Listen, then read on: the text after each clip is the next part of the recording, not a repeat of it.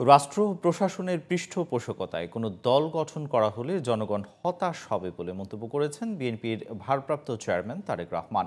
বিকেলে রাজধানীর ইঞ্জিনিয়ার্স ইনস্টিটিউশনে জাতীয় শিক্ষক সম্মেলনে তিনি বলেন, তরুণরাই নতুন পথ তৈরি করবে, তবে সে পথ যেন প্রশ্নবিদ্ধ না হয়।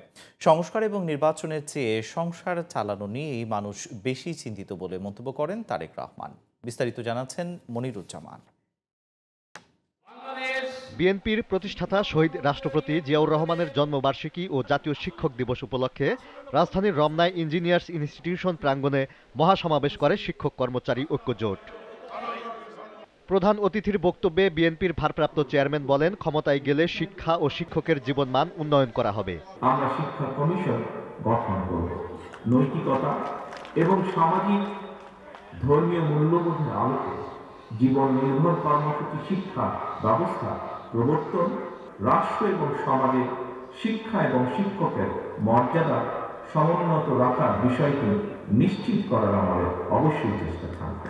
বর্তমান পরিস্থিতিতে দ্রব্যমূল্যের ঊর্ধ্বগতি, আইনশৃঙ্খলা পরিস্থিতি ও জানমালের নিরাপত্তা নিয়ে সাধারণ মানুষ উদ্বিগ্ন বলে মনে করেন তারেক রহমান। একদিকে দ্রব্যমূল্যের ঊর্ধ্বগতি, অপরদিকে জনগণের উপরে চাপিয়ে দেওয়া ভ্যাটের বোঝা।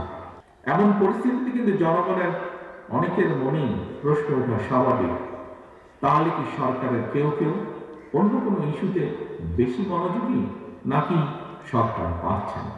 নতুন রাজনৈতিক দল গঠনকে স্বাগত জানালেও তরুণদের প্রশ্নবিদ্ধ পথে না হাঁটার পরামর্শ তারেক রহমানের। রাজনৈতিক দল গঠন করতে গিয়ে কেউ যদি রাষ্ট্রীয় কিংবা প্রশাসনিক সহায়তা নেন, সেটি জনগণকে হতাশ করবে, কিংবা অন্য রাজনৈতিক দলের প্রতি তাদের আচরণ কিংবা বক্তব্য মন্তব্য যদি ঝগড়াসুলভ অথবা প্রতিহিংসামূলক হয়, সেটিও জনগণের কাছে হবে অনাকাঙ্ক্ষিত।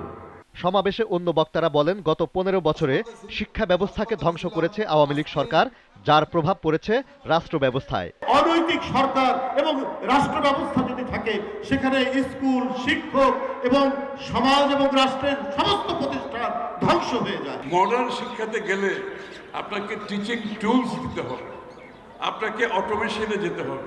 শিক্ষাকে রাজনীতি থেকে দূরে না রেখে বরং শুদ্ধ রাজনৈতিক চর্চার উপর জোর দেন বক্তারা। গণতন্ত্রের পথে মনিরুজ্জামান, জিটিভি নিউজ, ঢাকা।